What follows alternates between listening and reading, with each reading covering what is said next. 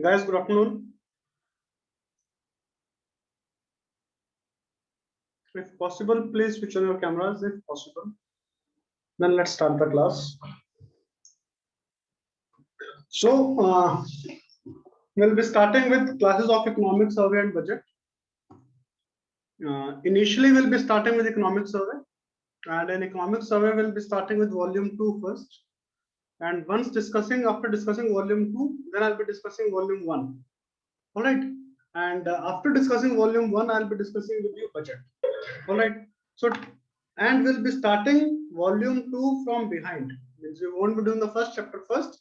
We'll be doing the last chapter first in case of volume 2. And today in the first class, we are not even discussing the last chapter of volume 2. What I'm discussing is, I'm discussing with you various data. So basically, I'm telling you the statistical appendix. That's what I'm telling you. So topic is statistical appendix.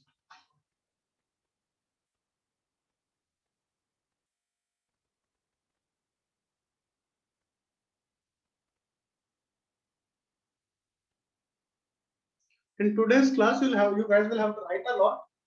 There is very few to explain in this because most of the things I have already explained you in the basic classes. So here I'll be telling you only about a lot of data, and this data it will be helpful. So today's class you can take it to be the most important data from economics survey. All right.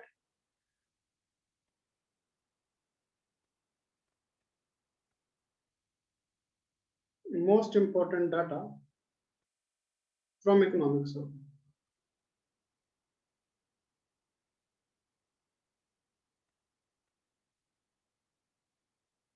And the data which I'll be telling you here, this data will be helpful to you in two ways. It will be helping you in prelims, for sure. Moreover, it will be also helping you in your mains exam. In mains exam, the data which I'll be telling you here, you can use that data in introductions. And you can use also that data to show certain facts in your answers. Because if we have to make our answer a very good answer, then the reasoned analysis, it has to be combined with facts also. So in case of answers, your answer should have arguments, but if the arguments are substantiated with facts, we can tell it to be reasoned analysis. So hence, the data will be very, very important. All right. So I would also like to make this class interactive. So my question, first question for you guys is that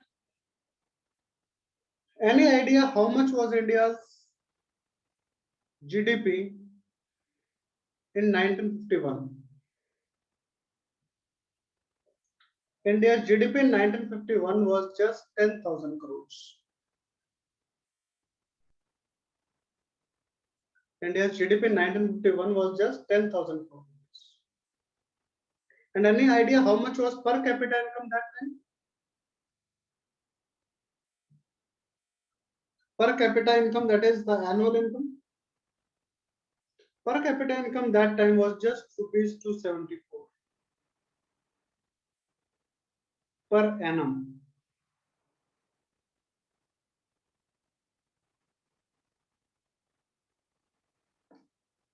And if we talk about current scenario, that is 2020. Here, India's GDP is how much? India's GDP is 192 lakh crores.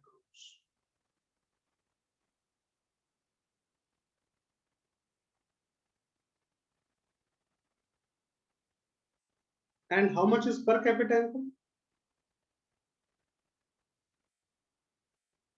India's per capita income is 1.27 lakhs. India's per capita income is 1.27 lakhs.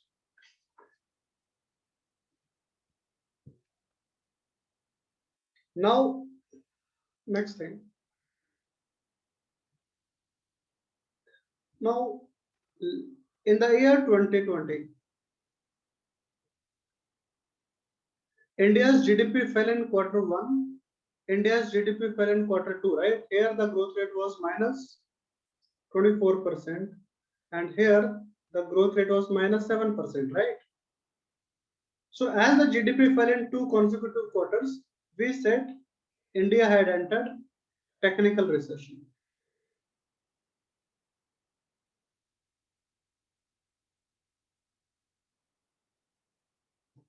Now, why it is called technical recession? Because it has happened for the first time that India's GDP has fallen continuously for two consecutive quarters. It has never happened like this, that India's GDP has fallen for two consecutive quarters.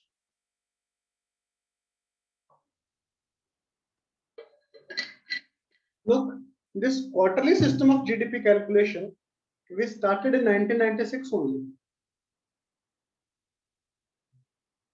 Since 1996, we are calculating our GDP quarterly. Before 1996, the GDP was calculated yearly only.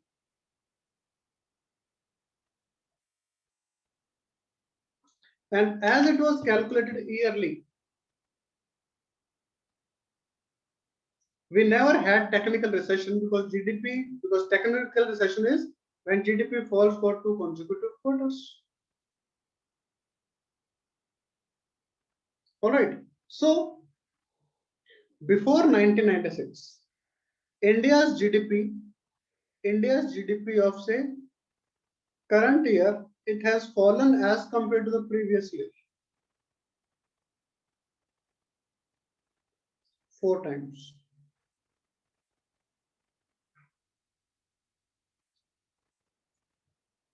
The 3 times. The year 2021 will be the fourth time.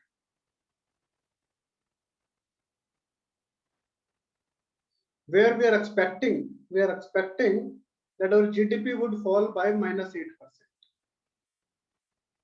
Earlier, it happened in 1957-58.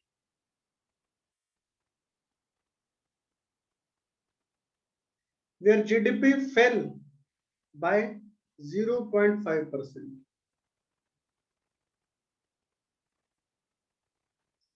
Then it happened in 57-58, it decreased by 0.5%. It was because of increase in imports.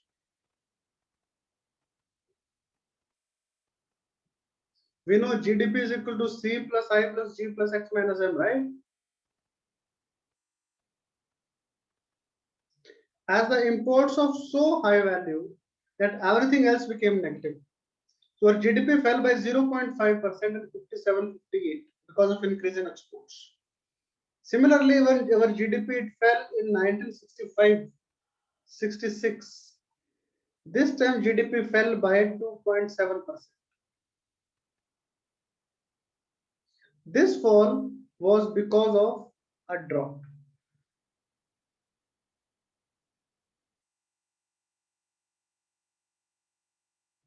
And then again, our GDP it fell in 1972. I have made a mistake. Our GDP fell in 1972-1973. It again fell by 0.5%. This was because of increase in oil prices.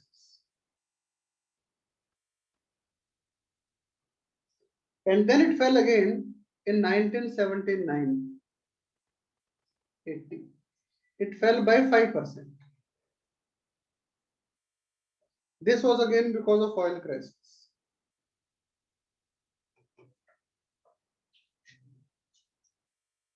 All right. Since then we have never ever fallen. All right. Since then, now 2021, it's the biggest decrease of minus 8%. This is the fifth time. So it hasn't fallen for 4 times. It has fallen for 5 times. That was the mistake I was telling you about. That India's GDP has fallen as compared to previous year 5 times. And the one which we are getting it now in 2021, it's the biggest decrease of 8%.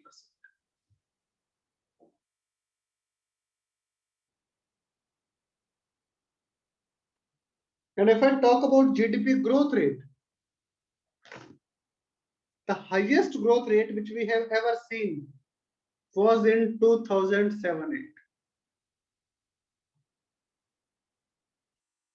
Our GDP fell, our GDP increased. The highest in 2007-8, it was by 10.2%.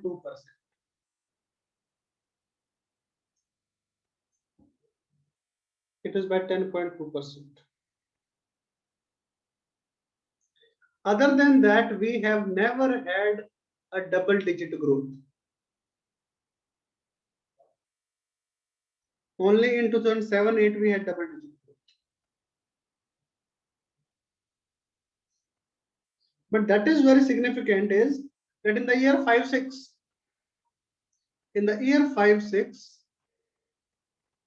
we grew by 9.3%. 6-7,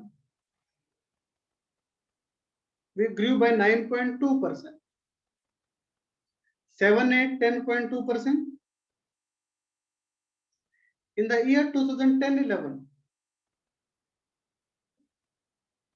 we grew by 9.8%. So they are like huge numbers.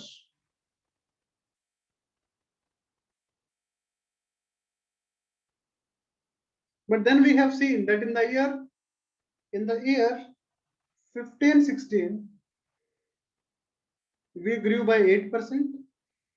16-17, we grew by 8.3%.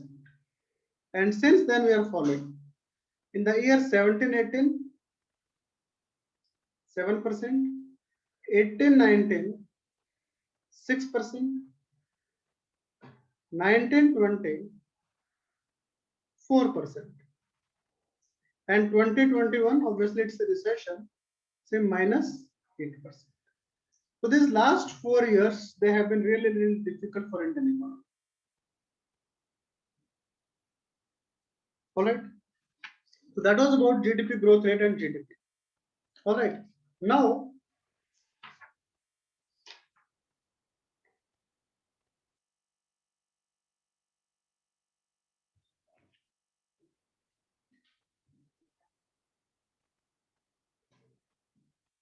next.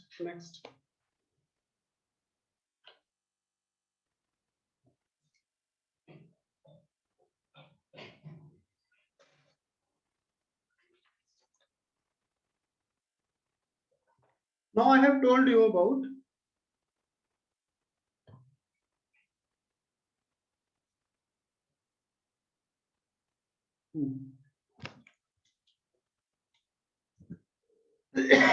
so now I have told you that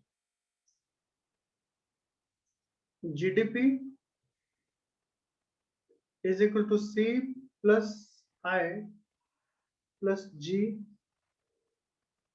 plus X minus M, right?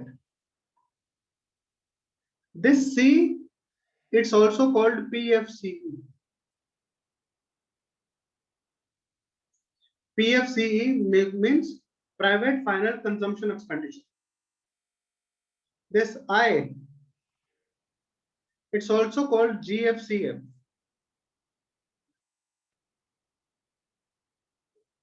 Gross fixed capital formation. This G, it's also called as GFCE, government final consumption expenditure. All right.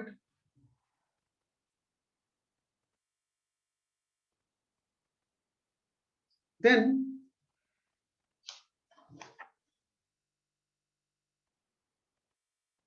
if I talk about the year 2021, I told you India's GDP was 195 lakh crores, right? In this 195 lakh crore rupees, PFCE, it is the biggest. How much? 115 lakh crores. This GFCF, it's around 47 lakh crores. And government final consumption expenditure, it is just 27 lakh crores.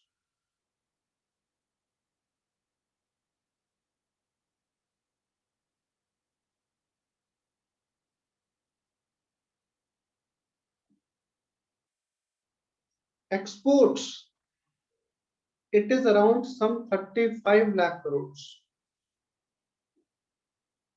Basically, it's 35.3 to be precise. 35.3 lakh crores. And imports, it is 35.05 lakh crores. So hardly any difference. But this difference between exports of, look, when I say this X minus M, it includes exports and imports of goods and services both. It has happened that the difference between exports and imports of goods and services has reduced quite different. That quite starkly the difference has reduced. It was not like this earlier. Till earlier, the import was always more. Imports was always more than exports.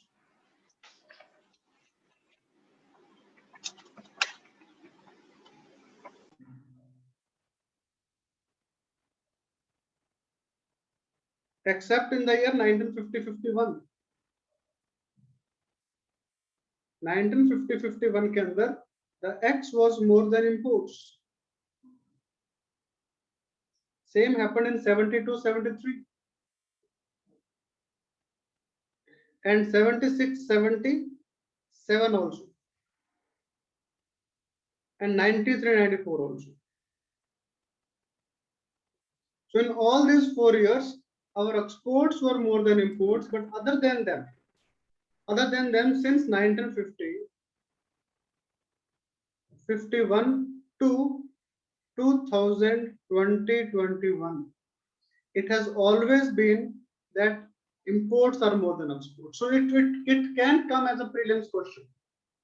So in prelims question, what they say is that Indian imports of goods and services has always been more than Indian exports of goods and services. That statement is false because there are 4 years when the exports of goods and services is more than the imports. Okay? Now,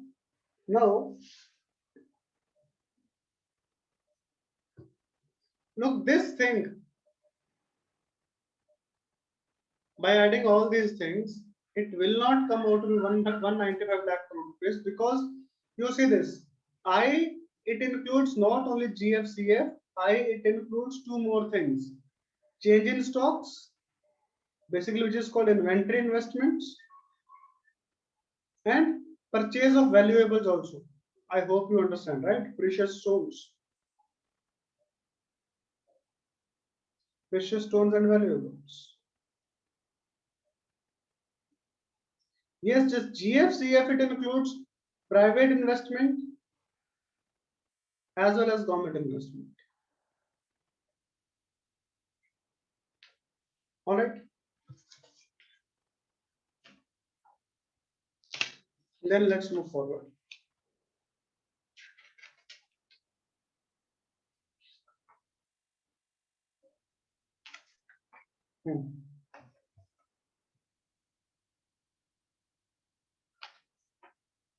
So whatever I'm going to discuss right now, it's going to be very, very important. Okay? So you see this. See,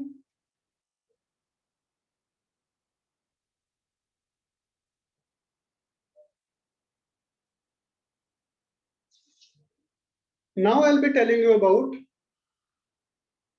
the savings percentage,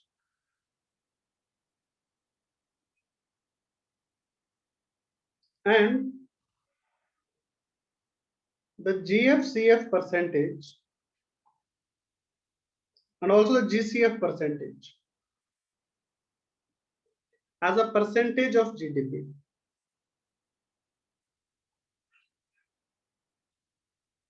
All right.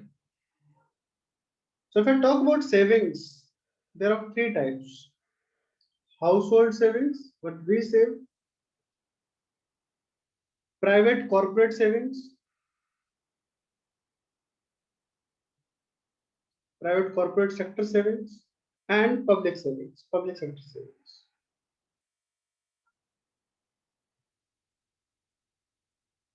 Similarly, this GFCF, it is also from 2 angles I told you, from private as well as public. Private investment, public investment.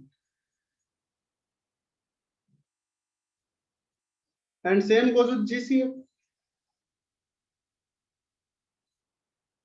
Public as well as private. If I talk about 50-51, all right, our household savings was 6.5%.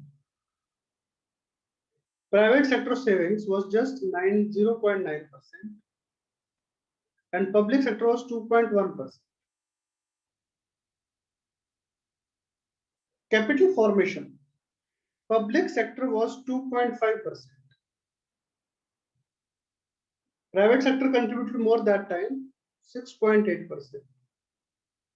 Total 9.3. Here total 9.5. So see this, the whole savings is not getting converted into investment. All right.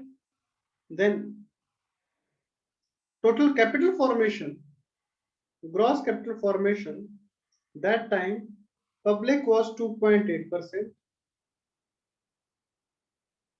private was 8.1%,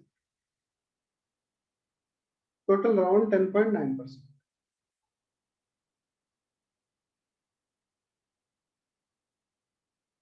If we add all the errors and all, it was coming out to be 9.3%. Why I am discussing the 1950-51 is because I want to tell you how have we progressed over a period of time. All right. If we talk about current scenario,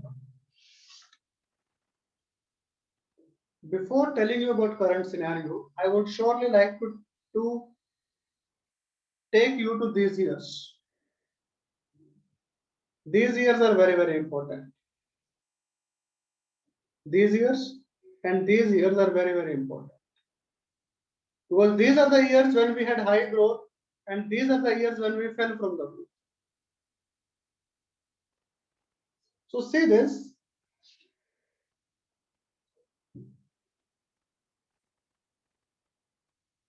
If I talk about the year 2007-8,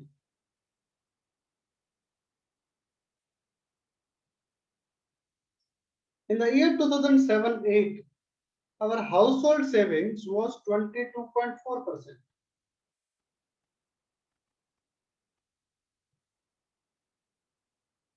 Savings. Private sector 9.4%. Public sector 5%. Total savings in 7-8, how much? 36.8%. It's the maximum which we have ever seen any time. 36.8% savings rate.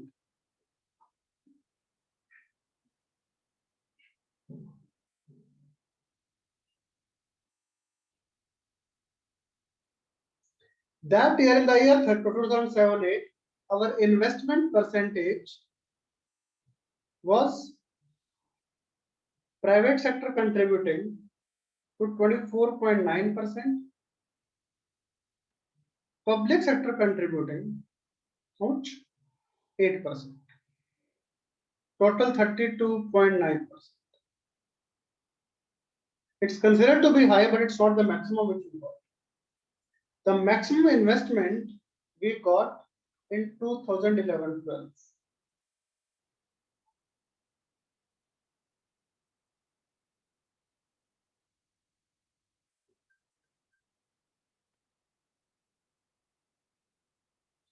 So in 2011-12, private investment was 27%. Public sector investment was 7.3%. Total 34.3%. This is the maximum investment we have got till now. Maximum GFCF which we have got till now.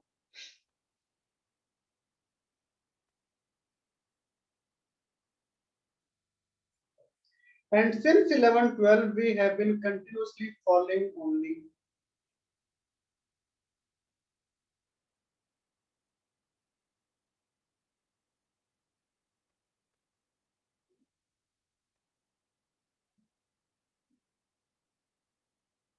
In the year 2015-16,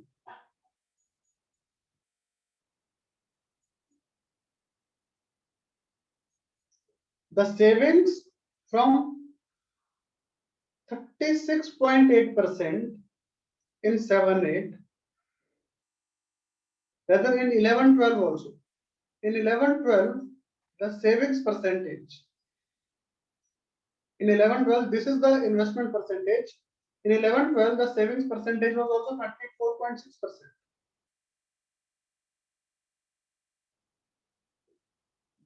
But in 15-16, the savings percentage had come to 31%.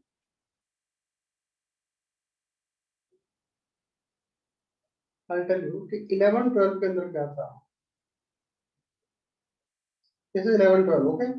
In 11-12, households savings was 23.6%, and private sector was 9.5% savings. Government, as usual, was less, 1.5%. But in 15-16, the household savings from 23.6, it had fallen to 18%. So only reason, the biggest reason for the investment falling from savings falling from 34.6% in 11-12 to 31% was decrease in household savings. Whether private corporate sector from 9.5% it increased to 11.9%.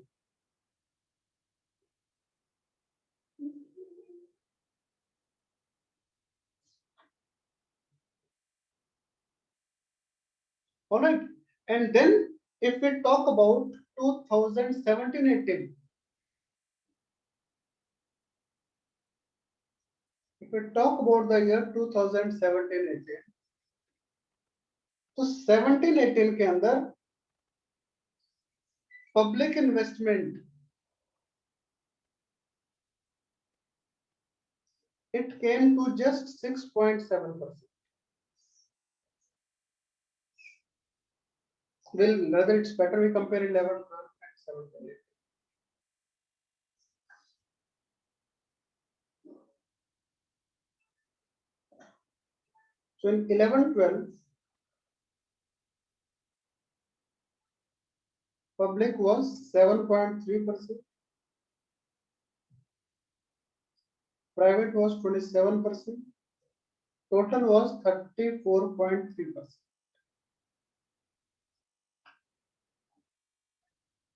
This is the maximum investment we have got till now.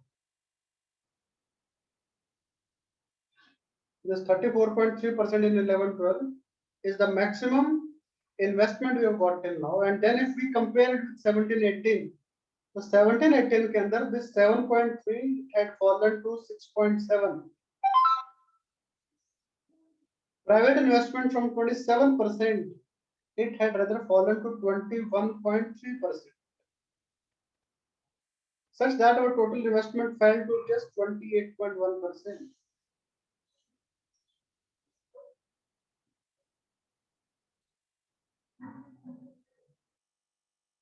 And this 28.1%, it is minimum since 2004-5.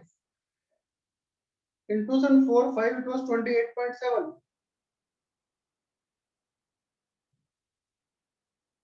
Obviously, in 2003-4, it was 24.5%.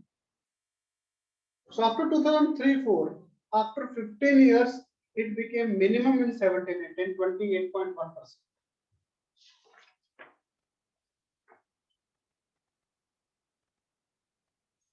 You getting it? And the biggest reason for the investment coming down, you see this, the private investment has fallen by 6%. The investment is more or less same. The savings is more or less same. Whether even savings have fallen, savings in 11-12 were 34.6% savings. And in 17-18, the savings they became 32.4%. So yes, there's a little bit decrease in savings also, but the more drastic decrease has been the decrease in private investment. Look, starting from 11-12 to 17-18, public investment has also decreased. If you remember in the class, I told you from 11-12 to 17-18, the capital expenditure of government increased. Yes, the capital expenditure increased, but as a percentage of GDP, it started coming down only. 7.3, then 7%, then 6.9%. So since 11-12, the even public investment has been coming down, and the private investment has also been coming down. All right. So obviously, you see this in 17-18, the investment is coming down to 21.3%. How will we grow in 18-19? How will we grow in 19-20? Point is, if investment percentage is high in this year, then only in the coming years the growth rate will be high. I hope you understand this. Because whatever assets we are creating in this year, those assets will be increasing our income after 2 to 3 years. And if investment is falling this year, the growth rate is going to fall after 2-3 years. So in 17-18, when our investment was at bottom low, 28.1%, in 19-20, we had to grow by 4% only. Here we had to grow by 6% only. You getting it? Okay, na? So this was about investment and all. Now let me tell you about state domestic products.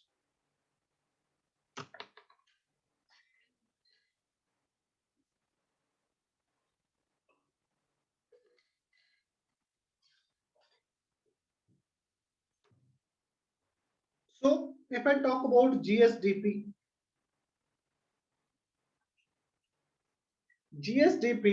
the topmost state is, first one is Maharashtra. With the GDP, this data is for 2018-19, all right? So obviously there won't be much difference in 2021 or 19-20. It will be more or less same. But GSDP of Maharashtra in 18-19 was some 23 lakh crores. Number two, you'll be surprised. Uttar Pradesh. 14.9 lakh crores. Number three, Tamil Nadu.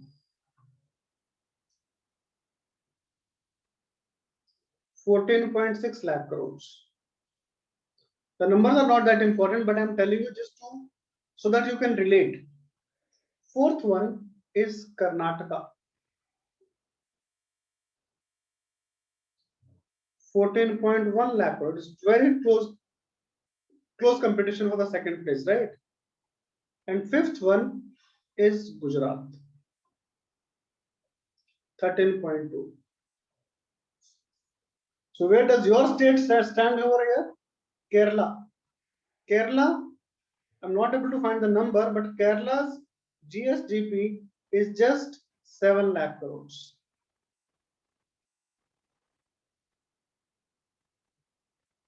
All right. Any idea which state has minimum?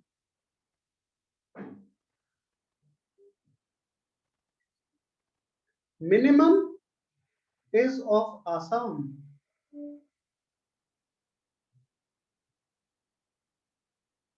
You know, even Assam's income is less than, no, it's not Assam, it's Arunachal Pradesh. My mistake, sorry. It's Arunachal Pradesh. Assam has high population. Arunachal Pradesh, it has the minimum GSDP, just 22,000 crores.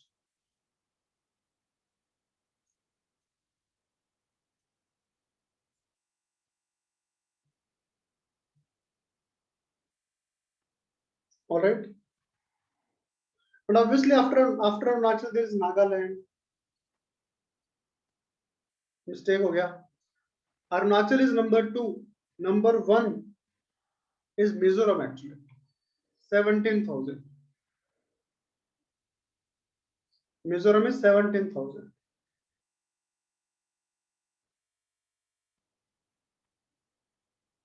Number 2 is Arunachal, number 3 is Nagaland.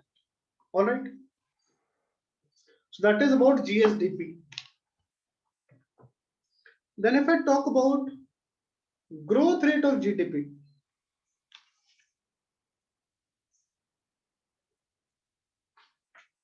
growth rate.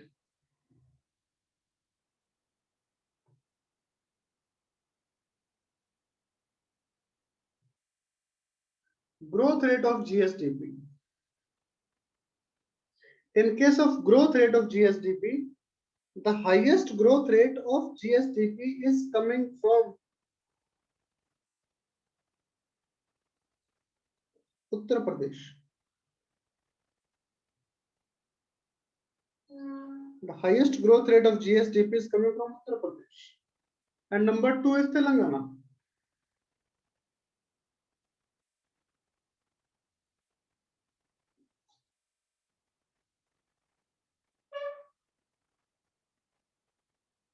And minimum growth rate, again, it is of Mizoram.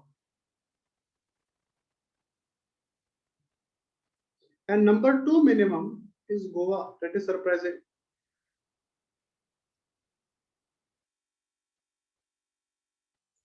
Kerala's growth rate, look, all these growth rates are in at current prices. So Kerala's growth rate is 11.8%. Growth rate of nominal GDP. Growth rate of nominal GDP of Kerala was 11.8% in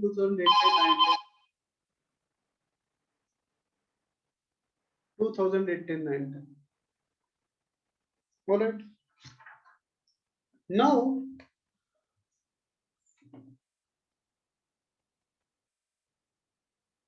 per capita net state.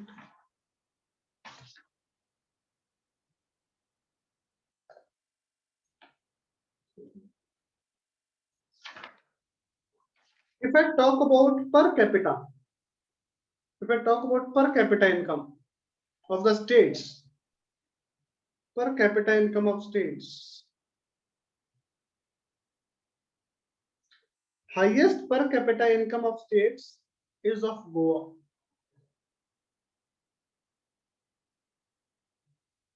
Second, Sikkim.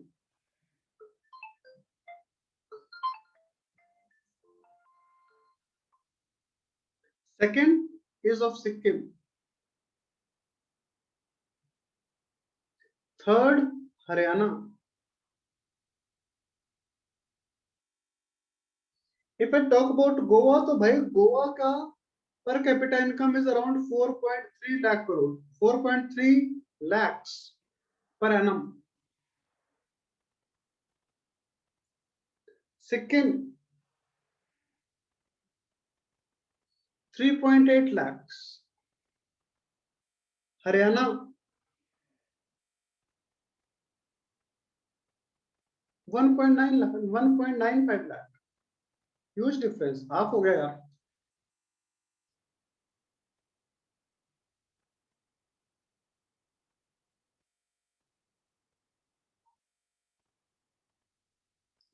Third is not Haryana. Third is Himachal. Himachal is number third, which comes out to 2.4 lakhs.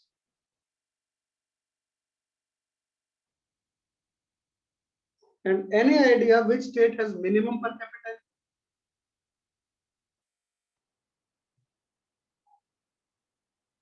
Minimum per capita income है भाई बिहार की.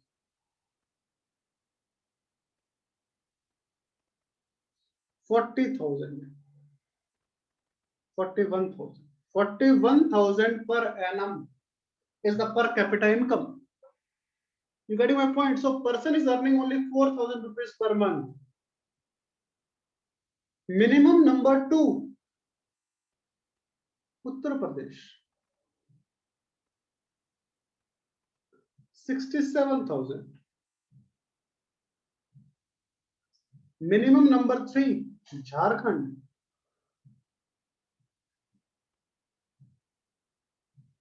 by the way, when I was telling you about per capita income of states, Kerala, it comes at number 6.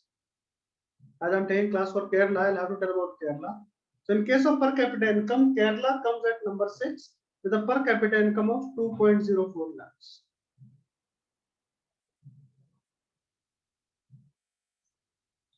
All right. Then let's continue.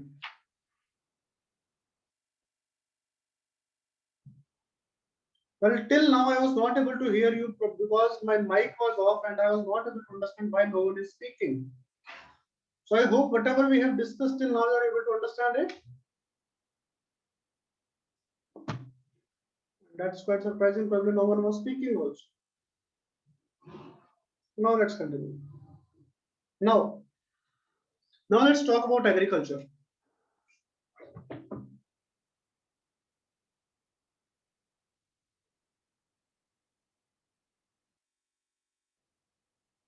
In agriculture, I'm talking about the year 1920. In agriculture, total food grain production, any idea how much? 296 million tons. 296 million tons. Look, our food grain production every year it has been increasing as compared to previous year. Food grain production it has been increasing every year as compared to previous year, but it hasn't been increasing consistently. Why it's not increasing consistently? Because if there's a drought here, that year the agriculture production would fall. For example, the production of agriculture production of 2012-13 was less as compared to agriculture production of 11-12 because in 12-13 we had a drought. Same goes with 14-15. 14-15 was less than 13-14. It was a drought. Either we had continuous drought, so in 15-16 it was further less as compared to 14-15 also. Okay. So that is about the trend. Now, how much we are producing? 296 million tons. So now, can you tell me, out of this 296 million tons, which one is more? Kharif production is more or Rabi production is more? Any idea? Kharif is just 143 million tons. On the other hand, Rabi is 153 million tons.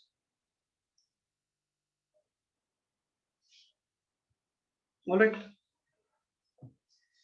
In this 296 million tons, 273 are cereals and just 23 are pulses. So see this, out of total production, more than 90%, more than 90% out of total food grain production, more than 90% is production of cereals. Hence, India is said to be cereal centric. Indian agriculture is said to be cereal centric because we have more production of cereals. All right. Now in this 273 million tons of cereals,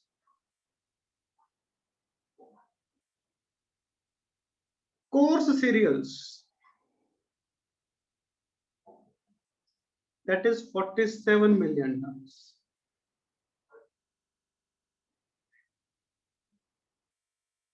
And rice and wheat, it is 226 million tons. Therefore, it is said that Indian agriculture is dominated by rice and wheat. In this coarse cereals of 47 million tons, it's dominated by maize, which is 28 million tons, the 29, and other is bajra, 10 million tons. All right, first is maize, second is bajra. Out of this rice and wheat, it is dominated more by rice. Rice, it is 118 million tons. Wheat is just 108 million tons.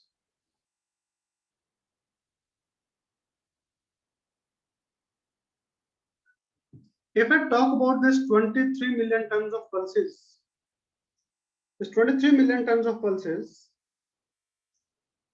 11 million tons is just grams, and 4 million tons is tur. Tur dal is which we use in sambar, that is tur dal. As we call in North India, arhar dal. We call in Andhra Pradesh, pappu dal.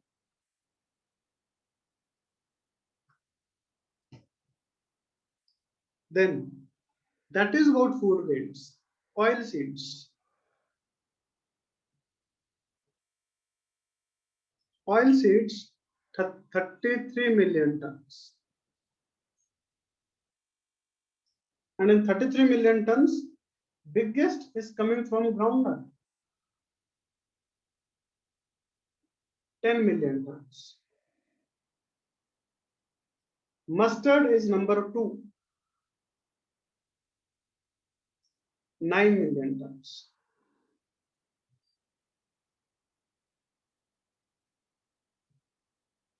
If I talk about tea, 1.4 million tons.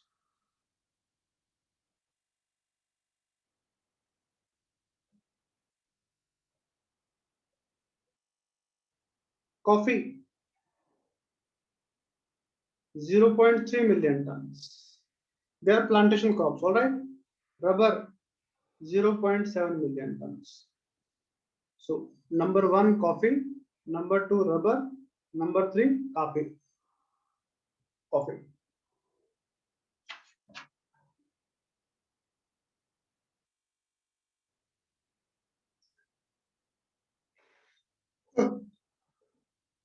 That was about production.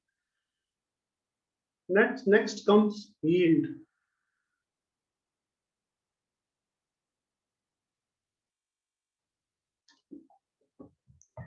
India's yield is 2.3 quintals per hectare. Whatever I'll be telling you will be per hectare only. And 1 hectare is equal to approximately 2.6 acres.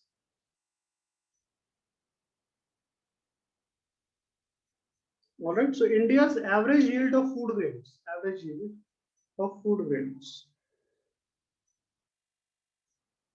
is 2.3 quintals per hectare. In case of Kharif, this yield is just 2 quintals.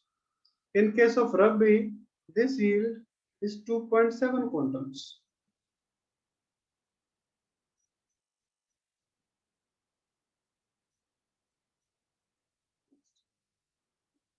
For cereals, this yield is 2.8.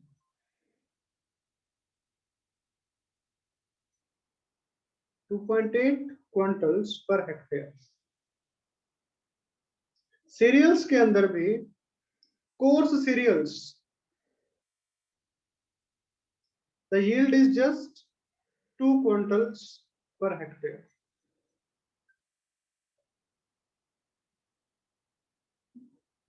For rice, 2.7 quintals. For wheat, 3.4. 3.4. I'm making some mistake. ये 2.3 नहीं है, 23 है. It's all mistake. Okay, 23 quintals, 20 quintals, 27 quintals, 28 quintals, rice 27 quintals, wheat 34 quintals, coarse cereals 20 quintals. ठीक है, 2 quintal से क्या हो गया, समझ रहे हो?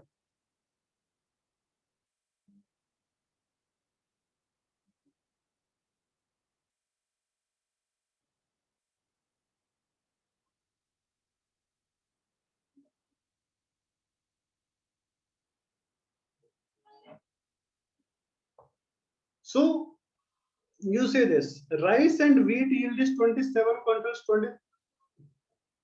I hope I'm not doing a mistake. 2325 कितना हुआ है? 2325 kg is 23 quintals, right?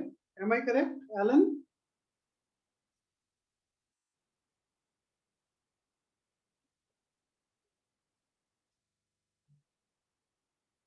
Yes, I am correct. ठीक है. Then this was about coarse cereals. This was about rice and wheat. If I talk about pulses yield is just 8 quintals per hectare. Let's make life simpler. For pulses, the yield is 800 kg per hectare. For wheat, it is 3400 kg. For rice, it is 2700 kg.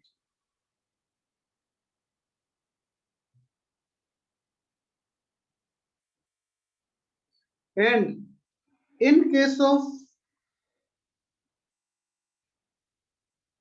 maize, in case of coarse cereals also, let's talk about coarse cereals. Here, the yield of maize is 29 quintals. It's as good as rice and wheat. Maize.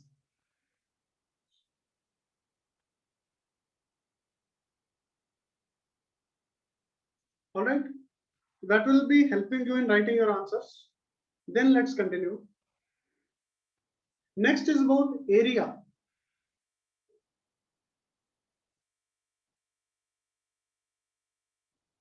And again, even in case of cereals and pulses, everything, all right? The yields, they haven't increased consistently. Remember this. Neither the production nor the area has increased, neither the production nor the yield has increased consistently. The yield has been up and down because of drought years. All right, like for the year 2012-13, the yield was very less. For 14-15, the yield was less. 15-16, the yield was the yield was less. All right, then let me talk about area. Area under different crops. Look, total area under food grains in India is 127 million hectares. Area under food grain production is 127 million hectares. In that 127, 99 is under cereals and 28 is under pulses.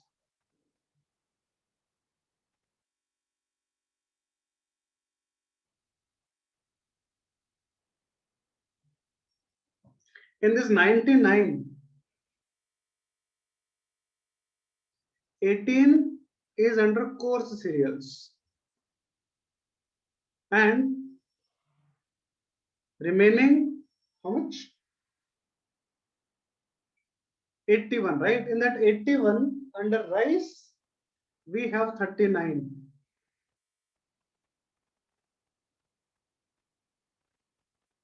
Under wheat, sorry, under rice, we have 44. And under wheat, we have 31. Right? Where's the remaining one? 76 plus 18, 84. Rice is 44, wheat is 32, Course cereals is 24. Mistake. Course cereals is 24.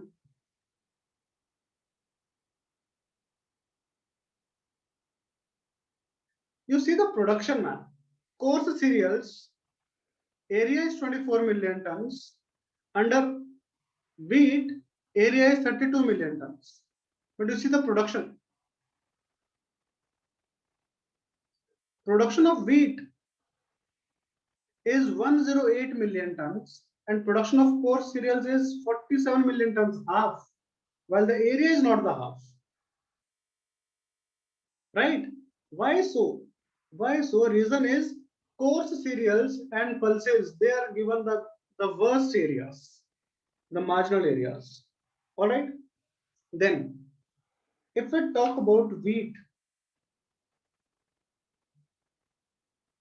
the area, I'll explain through certain facts. All right.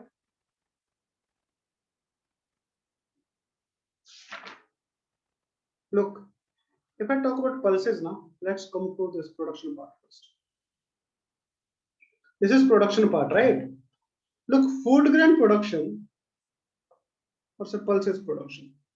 Pulses production, it is 23 million tons. It was 18 million tons in 10-11.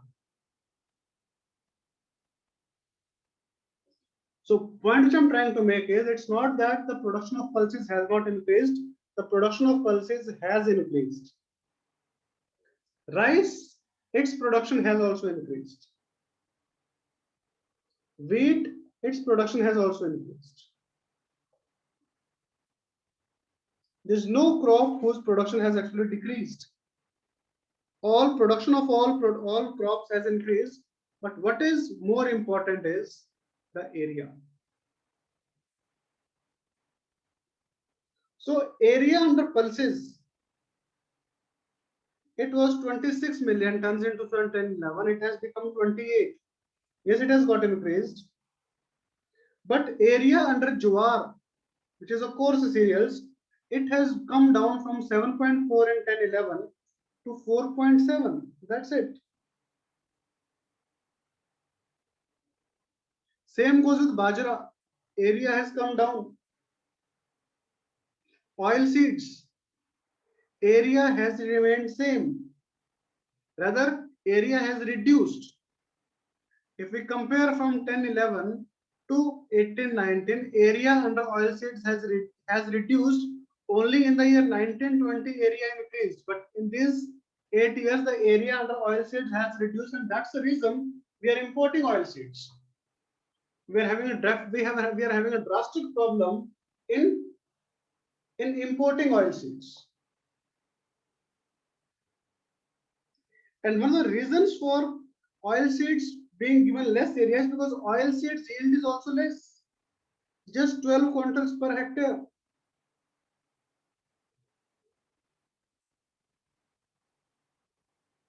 If I talk about plantation crops, whether it is tea, coffee, or rubber, the area has remained more or less same.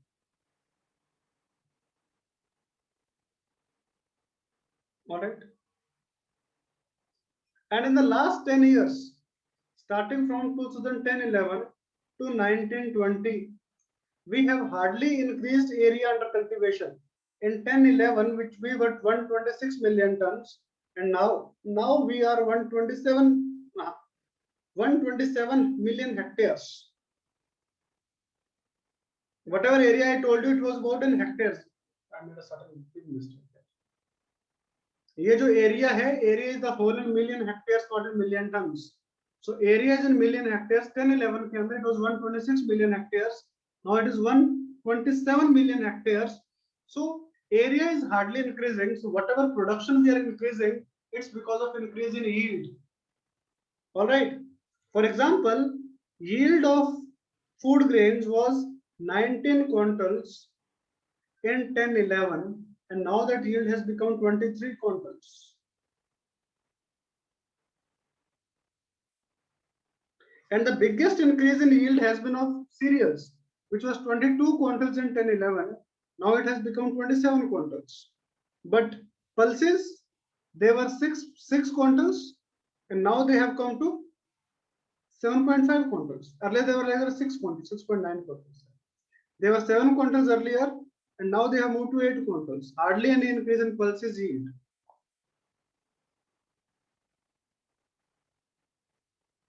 Oil seeds also. Oil seeds yield was earlier also 12 quintals, now also 12 quintals. No increase in yield of oil seeds.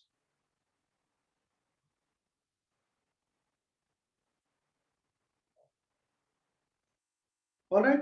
So that is about agriculture part. Let's discuss one more thing about agriculture, then we'll wrap up today's class and we'll continue tomorrow. Now I'll be telling you about largest producing state of agricultural goods.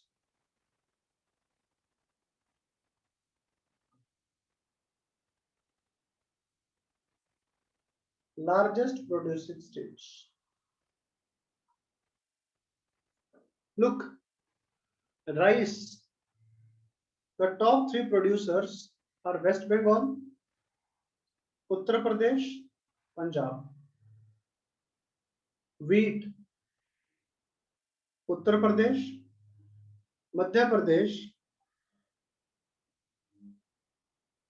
Punjab. Maize, Karnataka, Madhya Pradesh, Telangana.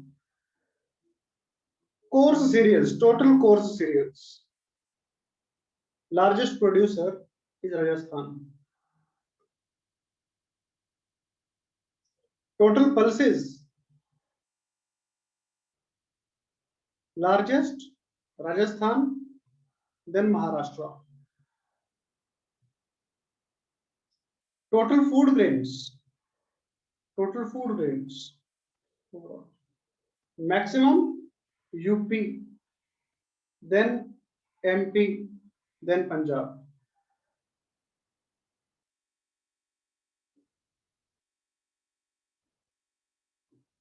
Oil seeds.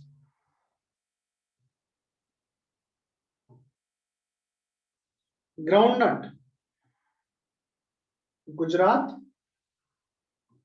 Rajasthan. Mustard. Rajasthan, Haryana. Total oil seeds. Total oil seeds. Maximum Rajasthan, second Gujarat. Sugarcane.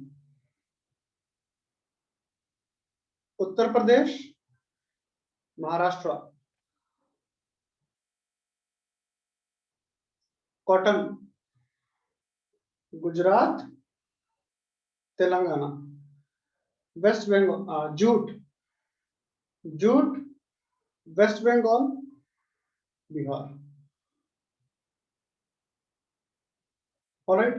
So that's the first part of important data. All right. We'll continue with the important data from economic survey tomorrow.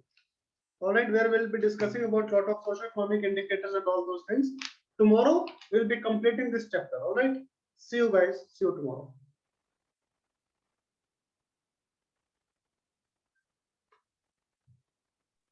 Thank you, sir.